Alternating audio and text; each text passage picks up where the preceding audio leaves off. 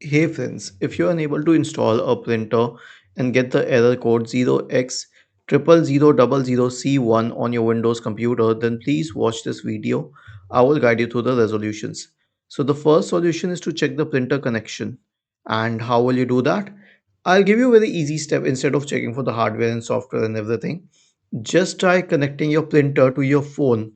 Are you able to print using your phone? If yes, then the issue is not with the printer.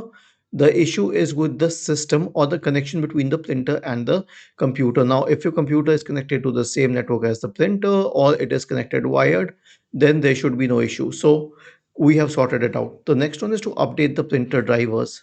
Search for device manager in the Windows search bar and open device manager.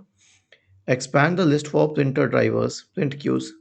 Right click on the first one, update drivers, and simultaneously update all of these. The next one is to disable firewall. Search for Windows Defender Firewall and open it. And then go to turn Windows Defender Firewall on or off. Turn it off, click on OK, and then it is off. Okay, but this has to be temporary.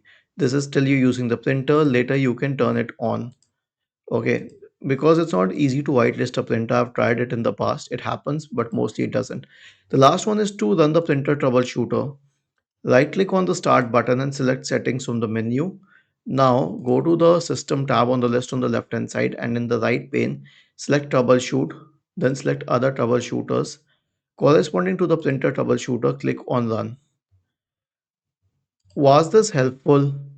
If yes, then please subscribe to the channel.